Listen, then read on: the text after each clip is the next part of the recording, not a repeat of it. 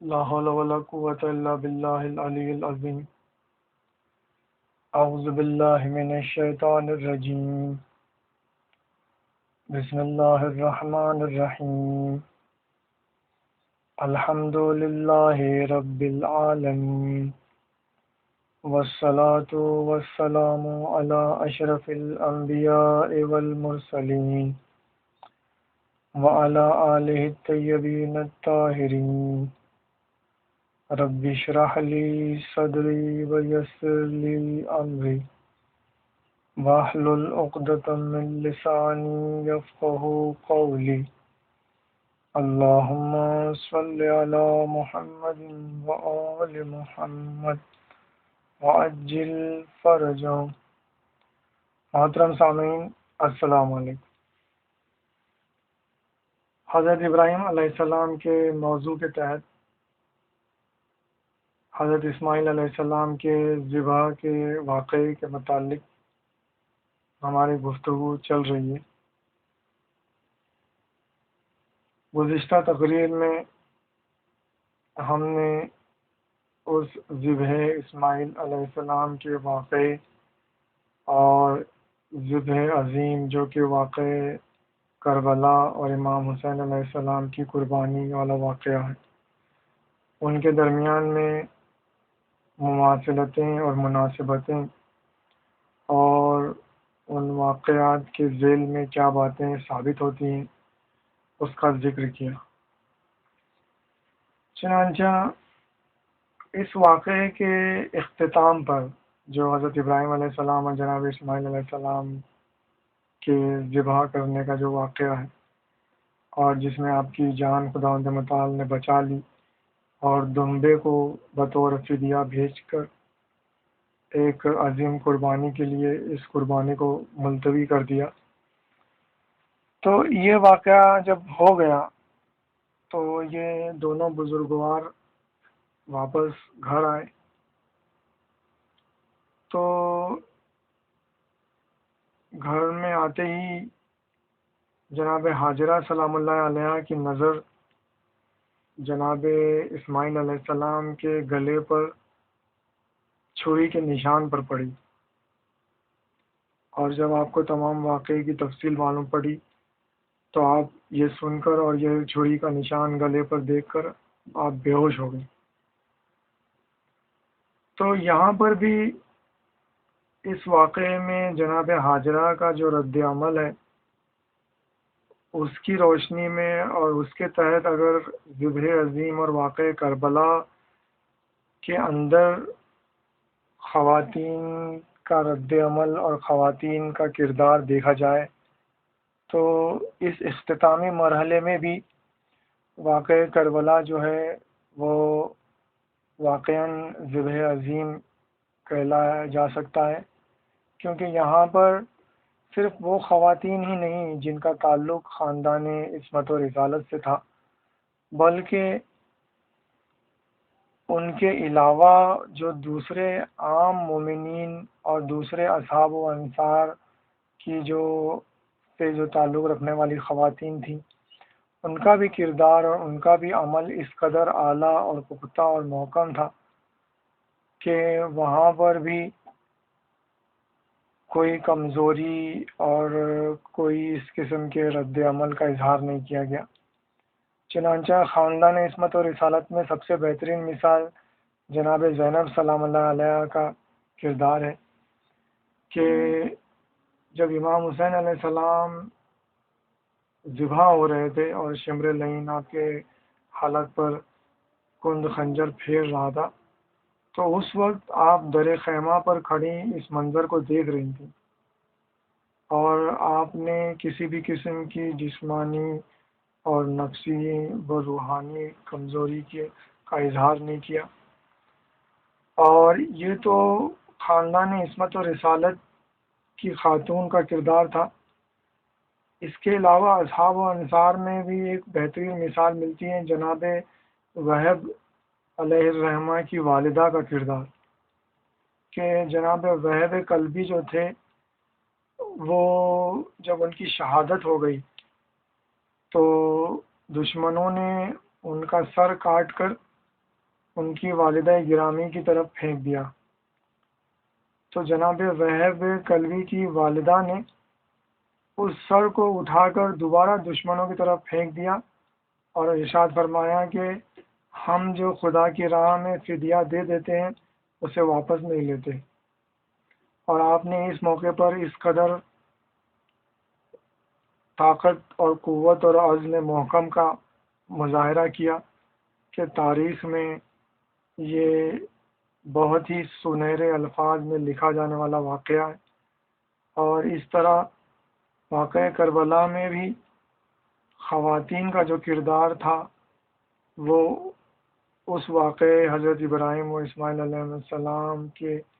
تحت جو جناب ہاجرہ سلام اللہ علیہ کا جو کردار اور رد عمل تھا اس کی مناسبت سے بہت ہی عظیم اور اعلیٰ و عرفہ قرار پاتا ہے۔ اب حضرت ابراہیم علیہ السلام کے جو دو فرزند تھے اس میں سے جناب اسحاق اور جناب اسماعیل علیہ السلام، اور انہی دونوں فرزندوں سے آپ کی نسل مبارک چلی۔ اور حضرت اسحاق علیہ السلام کی اولاد میں جناب یعقوب علیہ السلام، اور ان کی اولاد میں پھر جناب یعقوب علیہ السلام کا لقب اسرائیل تھا۔ اور اس طرح بنی اسرائیل میں مسلسل انبیاء آتے رہے اور مرسلین آتے رہے، اور سلسلہ نبوت و رسالت بنی اسرائیل میں اور جناب یعقوب و اسحاق علیہ السلام کی نسل میں چلتا رہا، اور زیادہ تر انبیاء اسی سلسلے میں آئے۔ مگر جناب اسماعیل علیہ السلام کی جو نسل اور اولاد میں گنے چنے 5 سے بھی کم انبیاء آئے ہیں، اور ان میں سب سے آخر میں ہمارے رسول اور سردار انبیاء و مرسلین حضرت محمد مصطفیٰ صلی اللہ علیہ وآلہ وسلم تشریف لائے، جو کہ آپ جو ہیں حضرت اسماعیل علیہ السلام کی نسل اور آپ کی اولاد میں سے ہیں۔ اور اسی لیے حضرت صلی اللہ علیہ وآلہ وسلم یہ ارشاد فرمایا کرتے تھے کہ انا ابن الذبیحین، میں 2 ذبیحوں کا فرزند ہوں، جس کا مفہوم یہ ہے کہ میں 2 ایسے افراد کا فرزند ہوں، ان کی نسل میں سے ہوں کہ جو ذبح ہوتے ہوتے بچ گئے۔ چنانچہ اس میں سے ایک تو جناب اسماعیل علیہ السلام کا واقعہ تو ابھی ہم نے تفصیل سے اس کے بارے میں گفتگو کی ہے، اور جو کہ تمام عالم اسلام میں مشہور ہے اور ہر کوئی جانتا ہے۔ مگر یہ دوسرا ذبیحہ اور دوسری ایسی کون سی ہستی ہے کہ جو ذبح ہوتے ہوتے بچ گئی، اور جس کی طرف حضرت صلی اللہ علیہ وآلہ وسلم نے اشارہ فرمایا ہے کہ میں 2 ایسی ہستیوں کا فرزند ہوں کہ جو ذبح ہوتے ہوتے جو بچ گئے، اور بعد میں پھر میری ولادت ان کی نسل اور ان کی اولاد میں ہو۔ تو یہ جو دوسرے ذبیح ہیں وہ ہیں جناب عبداللہ علیہ السلام، جو کہ حضرت صلی اللہ علیہ وسلم کے والد بزرگوار تھے۔ اور ان کا واقعہ یوں ہے کہ ان کے بھی والد جو جناب عبد المطلب علیہ السلام تھے، انہوں نے یہ نظر مانی تھی، یہ منت مانی تھی خداوند متعال سے کہ اگر خداوند متعال انہیں 10 بیٹے عنایت فرمائے گا تو وہ ان 10 میں سے ایک فرزند کی قربانی کریں گے۔ چنانچہ آپ کی یہ منت پوری ہوئی، اور آپ کو خداوند متعال نے 10 فرزند عنایت کیے۔ اور یہ جو 10 فرزندان تھے، ان میں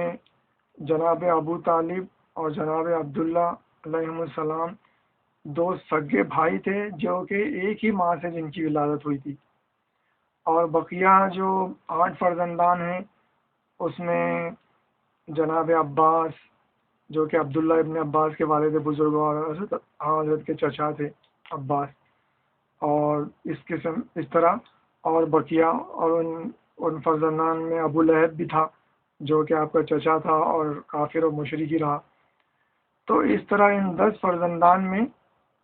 یہ مشہور و معروف ہستیاں تھیں، مگر ان میں یہ خاص بات ہے کہ جناب ابو طالب اور جناب عبداللہ علیہ السلام جو تھے وہ ایک ہی ماں سے تھے، اور جن کے والد بزرگوار تو جناب عبد المطلب تھے، لیکن ان کی والدہ گرامی ایک ہی تھی، اور بقیہ جو فرزندان تھے وہ مختلف ماؤں کے بطن سے پیدا ہوئے تھے. تو اسی وجہ سے جناب ابو طالب و جناب عبداللہ میں بہت زیادہ محبت اور قرابت تھی، اور اسی وجہ سے جناب ابو طالب کے فرزند حضرت علی علیہ السلام اور جناب عبداللہ کے فرزند حضرت صلی اللہ علیہ وسلم حقیقی چچازاد بھائی تھے، اور آپ کے درمیان میں جو رشتہ تھا وہ انتہائی قریب اور حقیقی رشتہ تھا اور انتہائی قریبی رشتہ تھا. اسی وجہ سے آپ دونوں بزرگوں کے درمیان میں انتہائی محبت و مودت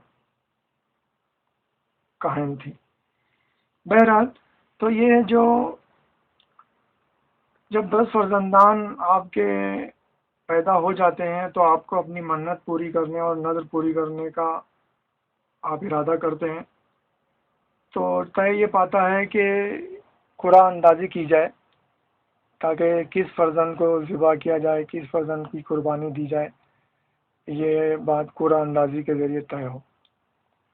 تو جب قرآن اندازی کی جاتی ہے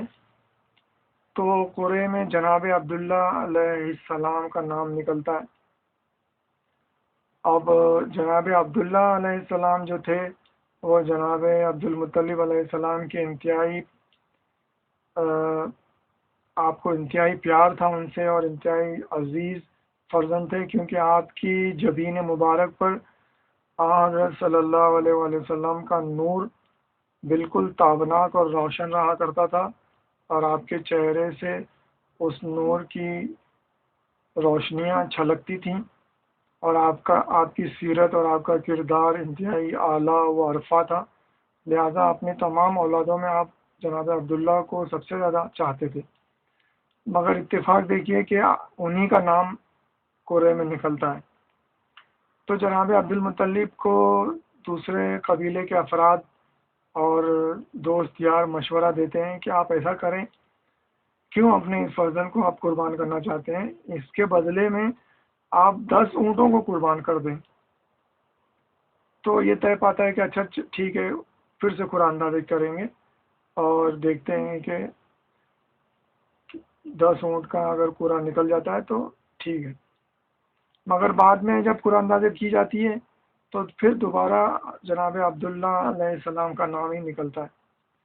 اور اس طرح 10 سے 20 30 کرتے کرتے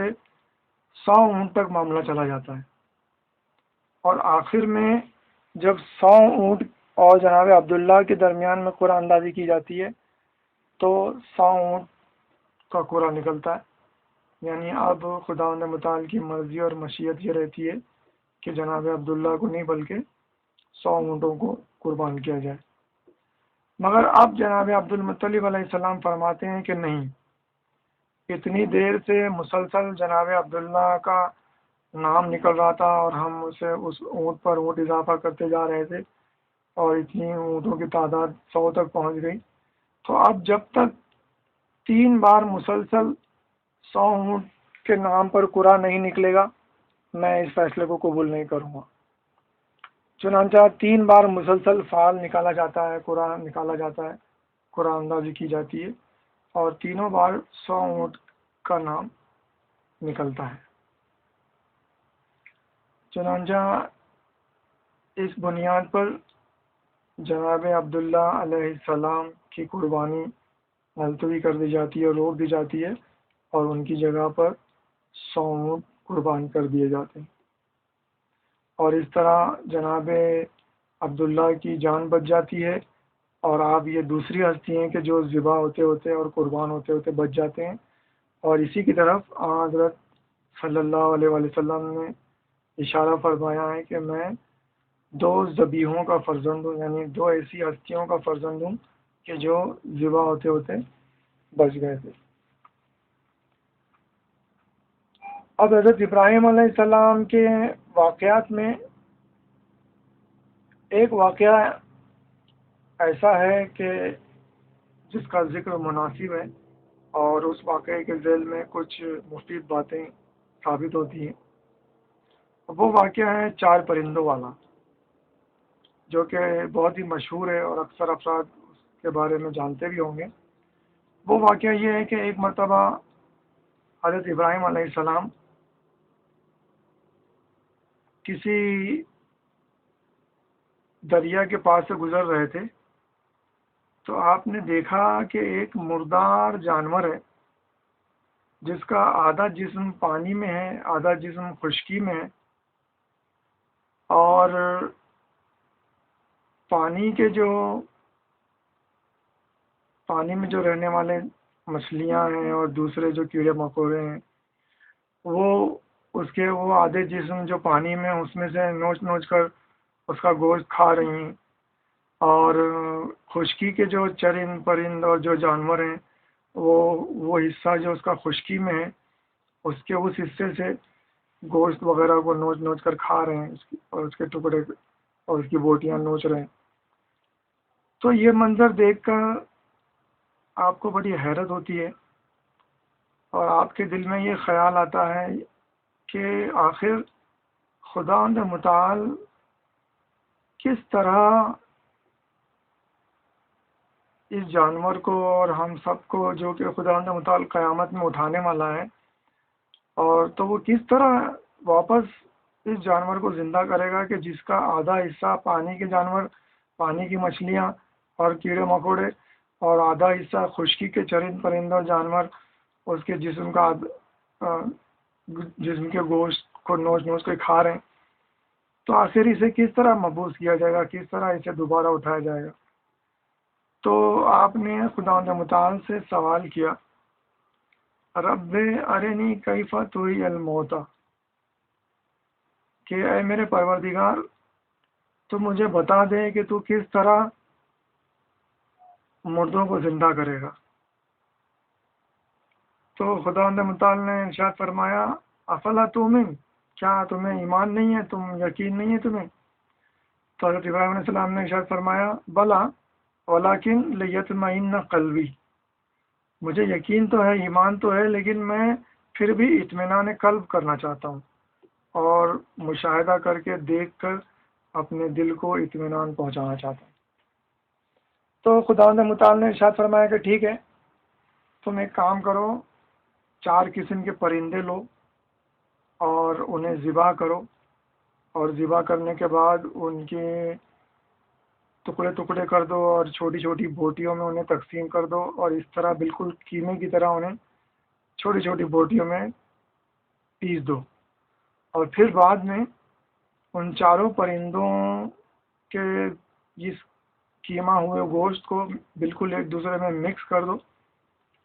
اور اچھی طرح ملا کر اور مکس کرنے کے بعد میں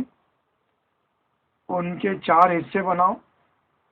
اور 4 مختلف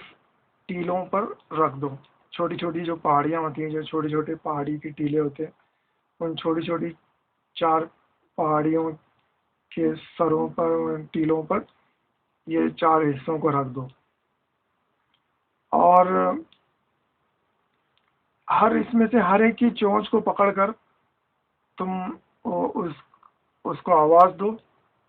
تو تم دیکھو گے کہ وہ چاروں حصوں میں سے اسی پرندے کے جو حصے ہیں وہ کس طرح اڑ اڑ کر آئیں گے اور جمع ہو جائیں گے، اور کس طرح وہ پرندہ دوبارہ زندہ ہو جائے گا۔ اب روایت میں ان چاروں پرندوں کے نام مختلف دیے گئے ہیں، تو اس بحث میں ہم نہیں پڑھنا چاہتے، مگر بہرحال 4 پرندے تھے جنہیں آپ نے ذبح کیا، اور پھر ان کا بالکل کیما کر کے ان کو مکس کر کے 4 پہاڑیوں کی چھوٹے چھوٹے ٹیلوں کے اوپر رکھ دیا، اور ہر پرندے کی چونچ پکڑ کر آپ اس کو آواز دیتے تھے، تو اس پرندے کی جو اجزاء یہ چاروں ٹیلوں پر رکھے ہوئے تھے، ان چاروں حصوں میں سے اور چاروں ٹیلوں میں سے صرف اسی پرندے کے جو اجزاء تھے وہ اڑ اڑ کر آتے تھے، اور وہ دوبارہ مجسم ہو جاتا تھا پرندہ، اور زندہ ہو جاتا تھا۔ تو اس طرح یہ واقعہ پورا پیش آیا، اور چاروں پرندے دوبارہ اسی طرح جڑ گئے اور زندہ ہو گئے، اور جناب ابراہیم علیہ السلام کو اطمینان قلب نصیب ہوا۔ مگر اس واقعے میں کچھ باتیں ایسی ہیں کہ جو واقعاً ٹھنڈے دل سے اس کے بارے میں غور کرنا چاہیے۔ سب سے پہلی بات تو یہ کہ اس واقعے سے ثابت ہوتا ہے کہ خداوند متعال جو ہے اس کی قدرت لامتناہی ہے، اور اس کے لیے مردوں کو دوبارہ زندہ کرنا، جبکہ وہ ذرہ ذرہ اور ہڈیوں اور مٹی کے ذرات میں تبدیل ہو چکے ہوں، ان کو دوبارہ زندہ کرنا اور دوبارہ جمع کرنا اس کے لیے انتہائی آسان ہے۔ خواہ کوئی جانور یا کوئی انسان خشکی پہ مرا ہو یا تری میں مرا ہو، دریاؤں سمندروں میں مرا ہو، یا اس کے جسم کو جلا کر راکھ بنا کر اس راکھ کو ہوا میں اڑا دیا گیا ہو، یا وہ سمندر میں یا دریا میں ڈوب کر مرا ہو اور اس کے جسم کے تمام ذرہ ذرہ جو ہے وہ تحلیل ہو کر مچھلیوں کی غذا بن چکا ہو، یا وہ خشکی میں مرا ہو انسان یا جانور اور اس کا جسم انتہائی مٹی کے ذرات میں سڑ گل کر مل گیا ہو اور اس کی ہڈیاں تک بوسیدہ ہو گئی ہوں، مگر اس کے باوجود خداوند متعال اس قدر قادر و قدیر ہے کہ وہ ان تمام ذرات کو دوبارہ جمع کرے گا اور انسان اور جانور اور چرند و پرند تمام کو دوبارہ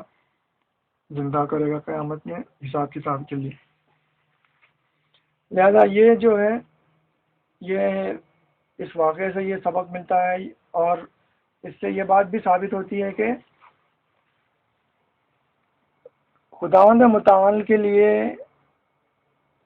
وہ وجود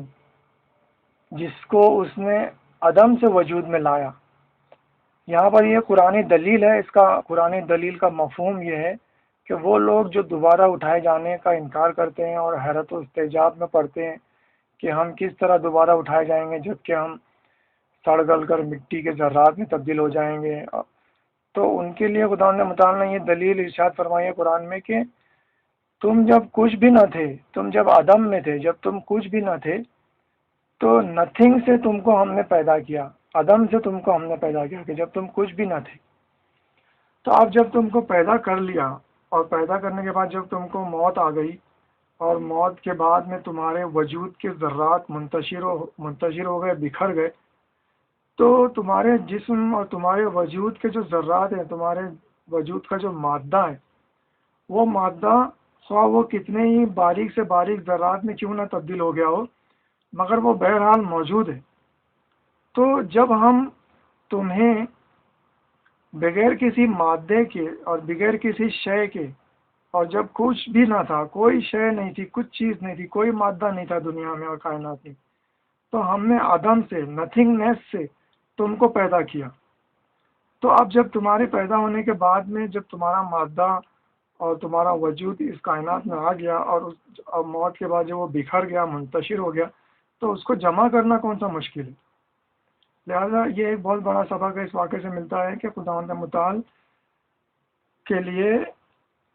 لوگوں کو دوبارہ زندہ کرنا اور لوگوں کے وجود کو دوبارہ مجسم کرنا انتہائی آسان ہے۔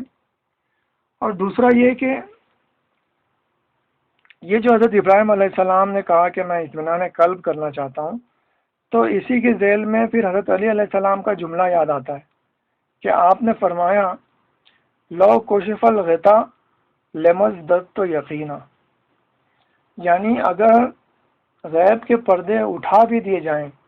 تو میرے یقین میں کوئی اضافہ نہیں ہوگا۔ یہاں پر یہ بات، یہ جملہ جو ہے حضرت علی علیہ السلام کا، وہ آپ کے اتنے اعلیٰ و عرفہ ایمان اور یقین کی گواہی دے رہا ہے کہ اس کے بعد میں اور اس جملے کے بعد میں جناب ابراہیم علیہ السلام کے واقعے کو جب ہم دیکھتے ہیں، حالانکہ وہ اولو العزم پیغمبر تھے، لیکن پھر بھی وہاں پر آپ نے اطمینان قلب حاصل کرنے کے لیے اس حقیقت کا مشاہدہ کرنا چاہا اور اسے دیکھنا چاہا، جبکہ حضرت علی علیہ السلام فرما رہے ہیں کہ اگر غیب کے پردے اٹھا بھی دیے جائیں تو بھی میرے یقین میں کوئی اضافہ نہیں ہوگا، یعنی آپ کا یقین غیب کی حالت میں بھی اور تمام باتیں جو غیب میں ہیں اس کے باوجود آپ کا یقین اور آپ کا ایمان اتنا اعلیٰ و اکمل ہے، اور آپ کو حضرت ابراہیم علیہ السلام کی طرح اطمینان قلب کے لیے اس کا مشاہدہ کرنے کی ضرورت نہیں ہے۔ چنانچہ حضرت علی علیہ السلام کا یقین اور ایمان جو ہے وہ غیب اور حضور اور شاہد و غائب دونوں حالتوں میں ایک جیسا ہی ہے، جو کہ آپ کے انتہائی اعلیٰ و عرفہ و اکمل یقین اور ایمان کی گواہی دیتا ہے۔ یہ قول آپ کا ایک طرف، اور دوسری بات یہ کہ اس سے یہ بات بھی ثابت ہوتی ہے کہ آپ کے لیے غیب اور شہود میں کوئی فرق نہیں تھا، غیب اور حضور میں کوئی فرق نہیں تھا، یعنی جو باتیں غیب کے پردوں میں ہیں وہ آلریڈی آپ جانتے تھے اور آپ جانتے ہیں۔ اسی وجہ سے آپ نے فرمایا کہ جب غیب کے پردے اٹھا بھی دی جائیں گے تو میرے یقین میں کوئی اضافہ نہیں ہوگا۔ اس کا دوسرا پہلو اور دوسرا مطلب یہ ہے کہ آپ جو غیب کے پردوں میں جو چیزیں ہیں ان کو بخوبی جانتے ہیں اور آپ کو علم غیب حاصل ہے، اور یہ دوسرا پہلو ہے آپ کے اس قول کا۔ تو اس سے یہ بات ثابت ہوتی ہے کہ حضرت علی علیہ السلام کو بھی علم غیب تھا، اور حضرت علی علیہ السلام کے علم غیب کو ثابت کرنے کے لیے صرف یہی ایک قول یا یہی ایک واقعہ نہیں، بلکہ مختلف اور کثیر دلائل ہیں، اور صرف حضرت علی علیہ السلام نہیں بلکہ ہمارے تمام ائمہ کے علم غیب کو ثابت کرنے کے لیے تاریخ اور سیر کی کتابوں میں اور تمام فرقوں میں وہ کتابیں جو متفق علیہ ہیں، جو ہماری نہیں بلکہ غیر فرقوں سے تعلق رکھنے والے حضرات نے جو کتابیں لکھی ہیں، ان کتابوں میں بھی ہمارے ائمہ کے ایسے بہت سارے واقعات مل جائیں گے کہ جن سے ان کے علم غیب کا ثبوت ملتا ہے۔ مگر یہاں پر ہم مختصراً صرف اس واقعے کی ذیل میں جو بات نکل آئی ہے تو حضرت علی علیہ السلام کے علم غیب کے متعلق صرف دو باتوں کی طرف مختصراً اشارہ کریں گے تاکہ یہ بات مکمل ہو جائے۔ اس میں سے پہلی بات تو وہ آپ ہی کے دور سے متصل واقعے کے متعلق جناب میثم تمار کی شہادت کی جو خبر آپ نے پہلے ہی جناب میثم تمار کو دے دی تھی، اور اس کی تفصیلات اور اس کی تمام پہلوؤں کو آپ نے بخوبی ان کو بتا دیا تھا، اور یہ بھی بتا دیا تھا کہ کس کھجور کے درخت پر آپ کو شہادت آپ کی پیش آئے گی، اور کون آپ کو قتل کرے گا اور کس طرح قتل کرے گا، اور اس میں آپ نے یہ بھی بتایا تھا کہ آپ کے ہاتھ پاؤں کاٹ کر آپ کی زبان بھی کاٹ دی جائے گی۔ یہ تمام جو ڈیٹیلز جو آپ نے میثم تمار کو بتائی، اور یہ جو واقعہ تھا وہ حضرت علی علیہ السلام کے فوراً بعد اور آپ کی شہادت کے بعد میں کچھ عرصے میں اور کچھ سالوں کے اندر ہی پھر جناب میثم تمار کی شہادت واقع ہوتی ہے،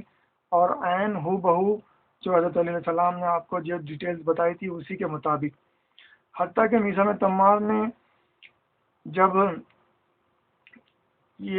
آپ کو قید کر لیا جاتا ہے اور آپ کے قتل کا فیصلہ کر لیا جاتا ہے تو آپ نے یہ حضرت علیہ السلام کی طرف سے جو آپ کو ڈیٹیلز ملی تھی اس کا آپ نے اظہار کر دیا۔ تو اس وقت عبید اللہ ابن زیاد جو کہ اس وقت آپ کو قتل کرنے کے پر آمادہ تھا، تو اس نے یہ کہا کہ ٹھیک ہے، تو میں معاذ اللہ حضرت علیہ السلام کو غلط ثابت کروں گا اور تمہاری زبان نہیں کاٹوں گا۔ چنانچہ اس نے ایسے ہی ہاتھ پاؤں کاٹ کر اور کھجور کے درخت پر آپ کو لٹکا دیا۔ تو آپ اسی حالت میں بھی حضرت علیہ السلام کے فضائل بیان کرتے رہے، تو آخرکار مجبوراً عبید اللہ ابن زیاد کو آپ کی زبان بھی کاٹنی پڑی، اور حضرت علیہ السلام کی پیش گوئی حرف بحرف صحیح ثابت ہوئی۔ یہ تو وہ پہلا واقعہ تھا جو فوراً آپ کے بعد واقعہ پیش آیا، جو کہ آج سے تقریباً 1400 سال پہلے کا واقعہ، اور ہم یہ ان 1400 سالوں میں جو آپ نے مختلف باتیں بتائی تھیں ان میں سے ہم پہلی جو یعنی اولین دور اور آخری یہ جو بالکل ہمارے دور سے متصل جو بات ہے اس کے بارے میں دوسری مثال دیں گے، تاکہ یہ بات اچھی طرح ثابت ہو جائے کہ آپ کا علم انتہا تک مکمل تھا، اور جیسا کہ آپ نے خود فرمایا ہے کہ میں علم ما کان و ما یکون کا حامل ہوں، یعنی جو کچھ ہو چکا اور جو کچھ ہوگا وہ تمام چیزیں مجھے رسول اللہ صلی اللہ علیہ وسلم نے بتا دی تھی اور میں جانتا ہوں۔ لہذا آپ نے جو دوسری جو آپ نے علم غیب کا اظہار کیا اور جو پیش گوئی فرمائی وہ یہ تھی کہ آپ نے فرمایا کہ آخری زمانے میں لوگ بڑی بڑی اونچی اونچی عمارتیں بنائیں گے، اور ان عمارتوں پر اور آخری زمانے میں ہر عمارت پر شیطان اپنی ایک علامت نصب کر دے گا، وَيُسَمَّ بِهِ اینٹینا، اور جس کو لوگ اینٹینا کے نام سے یاد کریں گے۔ یہ روایت، یہ قول حضرت علیہ السلام کا 1400 سال پہلے آپ نے ارشاد فرمایا، اور یہ روایت ایسی کتابوں میں آئی کہ جو آج سے تقریباً بہت ہزاروں سینکڑوں سال پہلے لکھی گئی تھی، اور ابھی ڈش اینٹینا اور یہ ٹیلی کمیونیکیشن کے ڈیولپمنٹس نہیں وجود میں آئے تھے۔ تو ماضی بعید میں ہمارے علماء اکثر اس روایت کو درج کرنے کے بعد حیرت و استعجاب کا اظہار کیا کرتے تھے، اور یسم بہی اینٹینا کی تشریح و توضیح نہیں کر پاتے تھے، اور انہیں بڑی حیرت ہوتی تھی کہ آخر اس کا کیا مطلب ہے۔ مگر اب یہ 1400 سال بعد، یہ ٹیلی کمیونیکیشن میں ڈیولپمنٹس کے بعد میں، اور یہ لیٹسٹ ٹیکنالوجی کے بعد میں، جب یہ ریڈیو، ٹی وی، وی سی آر اور ڈش اینٹینا اور سیٹلائٹ وغیرہ یہ سب جب وجود میں آ گئے، اور اینٹینا کا اینٹینا وجود میں آ گیا، تب جا کے یہ روایت لوگوں کے سمجھ میں آئی، اور تب جا کے یہ بات ثابت ہوئی کہ حضرت علیہ السلام نے آج سے 1400 سال پہلے ہی اس کا ذکر کر دیا تھا۔ بہرحال یہ مختصراً 2 دلیلیں ہیں جو کہ باتوں میں بات نکل گئی تو اس کے لیے ضروری تھا، اور الحمدللہ رب العالمین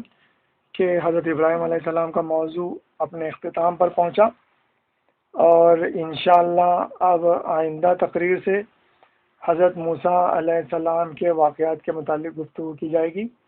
اور جیسا کہ ہم نے بتایا کہ ہم صرف اولو العزم انبیاء کے بارے میں گفتگو کریں گے، تو اس میں سے جناب نوح علیہ السلام اور حضرت ابراہیم علیہ السلام کے متعلق ہماری گفتگو مکمل ہو چکی ہے۔